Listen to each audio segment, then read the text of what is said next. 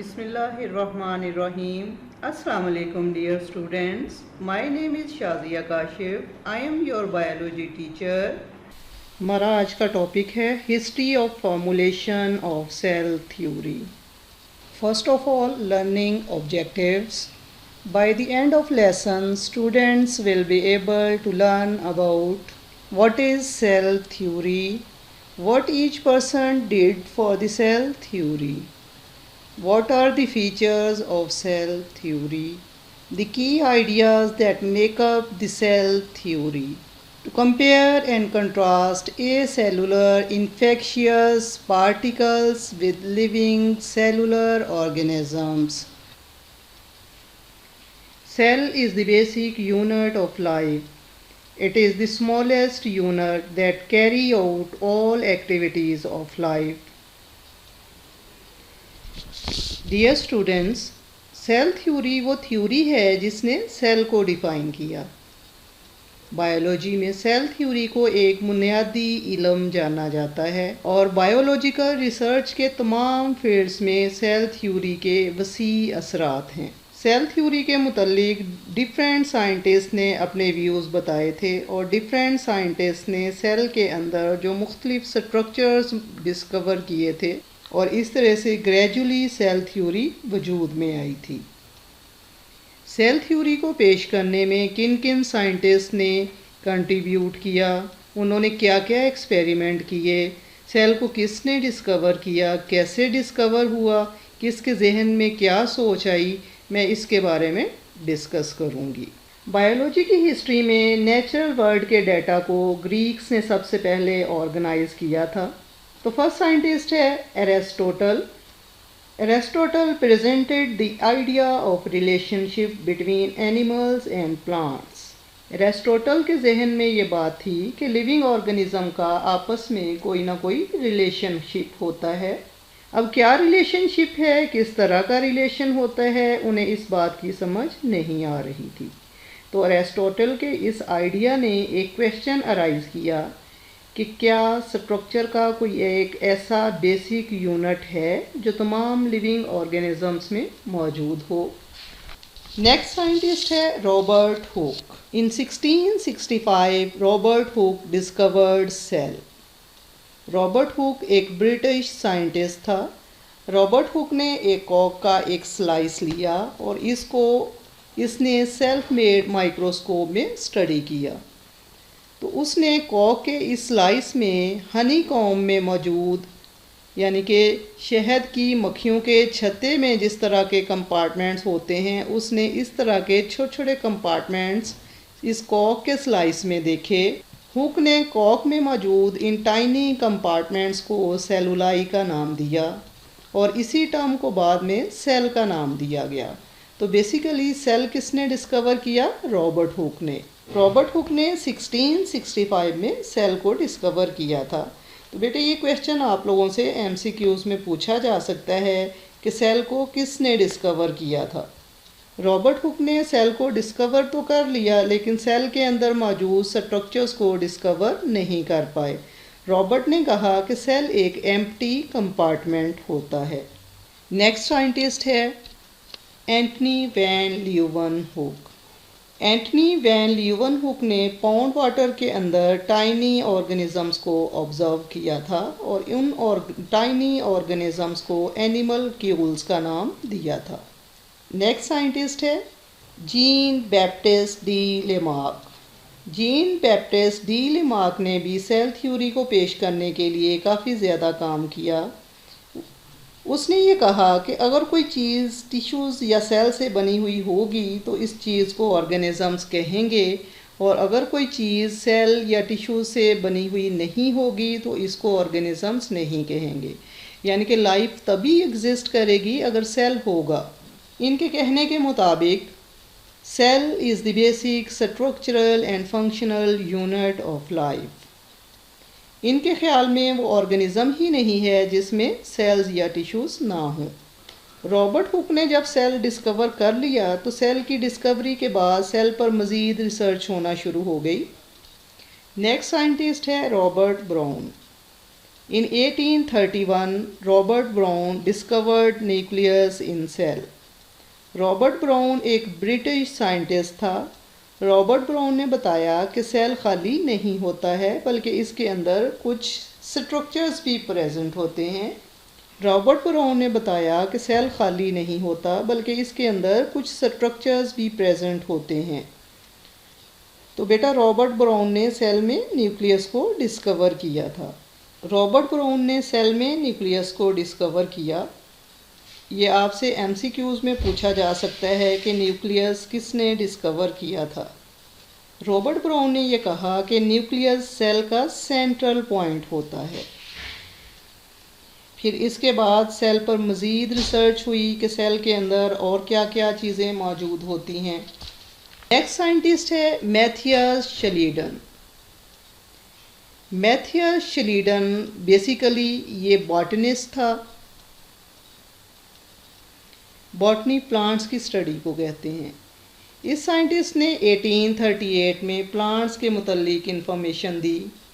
इस साइंटिस्ट ने यह बताया कि प्लांट्स भी ऑर्गेनिज्म हैं और इनमें भी सेल पाए जाते हैं और प्लांट्स का भी स्ट्रक्चरल और फंक्शनल यूनिट सेल ही होता है और प्लांट्स भी सेल की वजह से ही सरवाइव करते हैं और प्लांट्स भी लिविंग ऑर्गेनिजम्स हैं।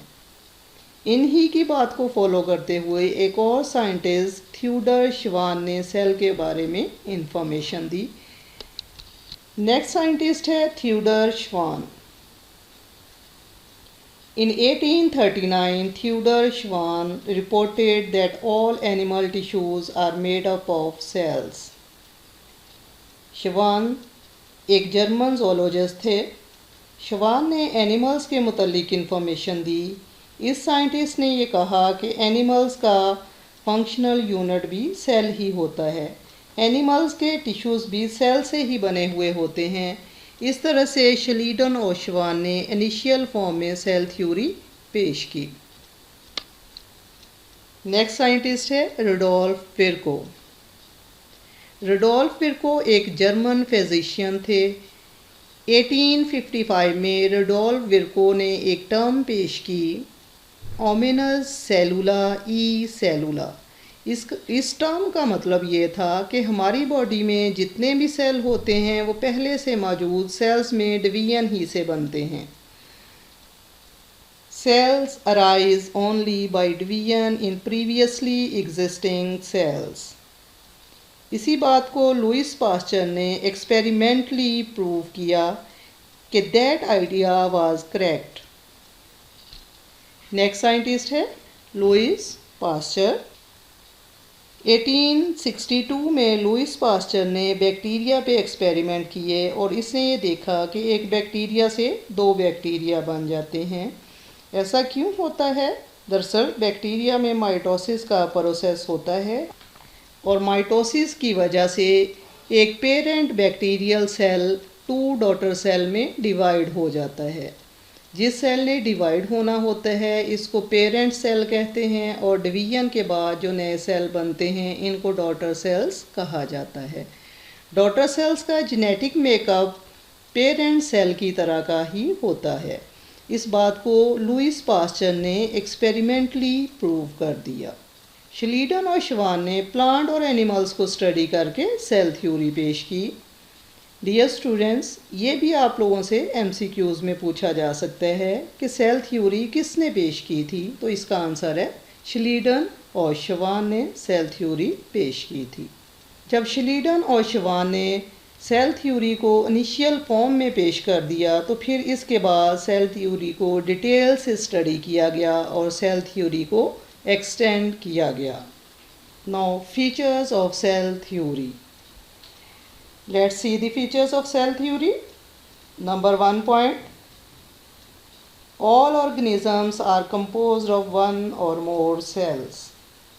तमाम लिविंग ऑर्गेनिजम्स एक या एक से ज़्यादा सेल से बने हुए होते हैं। यानी कि कुछ यूनिसेलुलर ऑर्गेनिजम्स होते हैं और कुछ मल्टी सेलुलर ऑर्गेनिजम्स होते हैं। जो एक सेल से बने हुए ऑर्गेनिजम्स होते हैं उनको यूनिसेलुलर ऑर्गेनिजम्स कहा जाता है और जो एक से ज़्यादा सेल से बने हुए ऑर्गेनिजम्स होते हैं उनको मल्टी सेलुलर ऑर्गेनिज्म कहा जाता है। Number 2 point, cell are smallest living things, the basic unit of organization of all organisms. यानी सेल सबसे छोटी लिविंग थिंग्स हैं। ये तमाम लिविंग थिंग्स के स्ट्रक्चरल और फंक्शनल यूनिट्स हैं।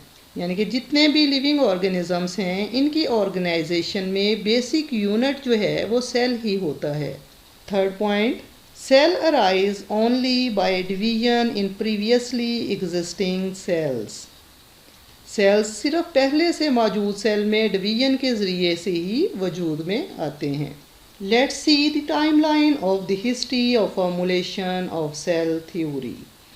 अब हम एक फ्लो चार्ट की शक्ल में जितने भी साइंटिस्ट हैं इन सब के काम को देखते हैं। फर्स्ट ऑफ ऑल, ज़कारियास जैनसन 1595 में इसने माइक्रोस्कोप को इन्वेंट किया था। That comes on second number Robert Hooke. In 1665 Robert Hooke discovered cell.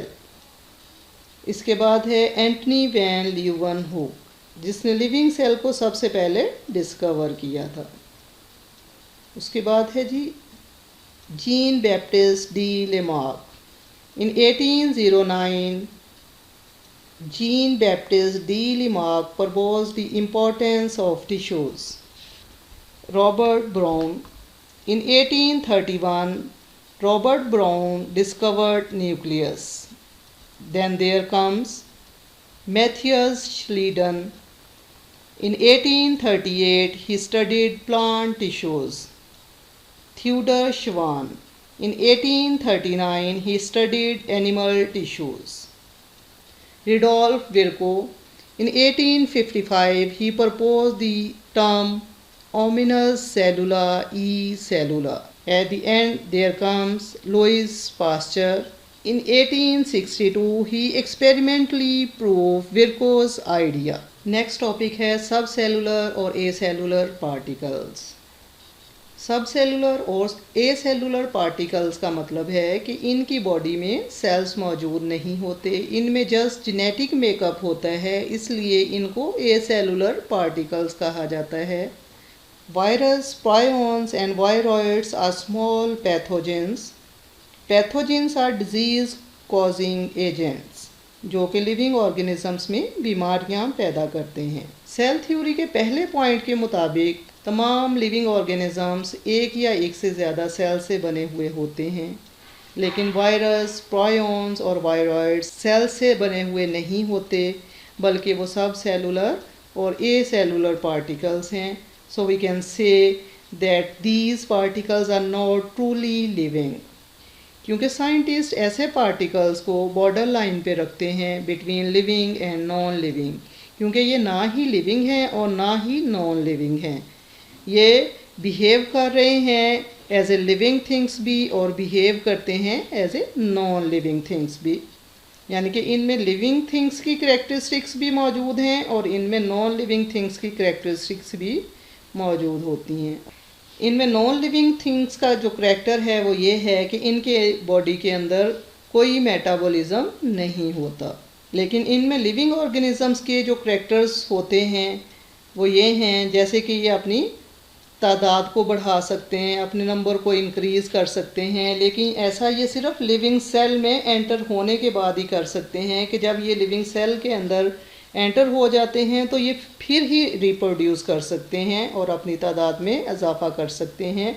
लेकिन जब ये पार्टिकल्स किसी लिविंग ऑर्गेनिजम्स की बॉडी से बाहर होंगे तो ये as a non living things जो है वो पड़े रहेंगे। और दूसरा इनका लिविंग करैक्टर ये है, ये अपनी करैक्टरिस्टिक्स को अपनी नेक्स्ट जनरेशन में ट्रांसफ़र कर सकते हैं। तो dear students, it's all about our today's lecture. Dear students, आज के टॉपिक्स शॉर्ट क्वेश्चंस और MCQs के लिए इम्पॉर्टेंट हैं। First of all MCQs। First MCQ, the first living cells were observed by, options हैं A option Robert Hooke, B option AB Leeuwenhoek, and C option Robert Brown, D option Z Jensen। तो answer है B option A.V. Leeuwenhoek। Next MCQ, who propose the importance of tissues in 1809? Options हैं G Janssen, ये A option है, B option M Schleiden, C option R विर्टको, D option J B Lamarck. और इस question का answer है D option J B Lamarck. Next MCQ, who discovered nucleus in cell in 1831? Options हैं option A L Pasteur, option B शवान, option C M Schleiden, option D Robert Brown. और answer है D option Robert Brown. Next MCQ, who studied plant tissues in 1838? Options हैं A option M Schleiden, B option Schwann, C option L Pasteur, D option Robert Brown. और answer है A option M Schleiden. Next MCQ, who studied animal tissues in 1839? Options हैं option A T Schwann, option B Robert Brown, option C M Schleiden, option D L Pasteur. और answer है option A T Schwann. Next MCQ, who propose the theory of omnis cellula e cellula in 1855? Options हैं option A L Pasteur, option B Robert Brown, option C R Virchow, option D Schwann. और answer है option C R विर्को। अब हैं जी आज के topic से relevant short questions. Dear students, आप लोगों से इस तरह के शॉर्ट क्वेश्चंस पूछे जा सकते हैं। Define cell theory and give its features. Who and when first describe the cells? Who and when discovered the nucleus in plant cell? What are subcellular and acellular particles? What do you know about discovery of cell? Thank you students for listening and watching. God bless you. Allah Hafiz.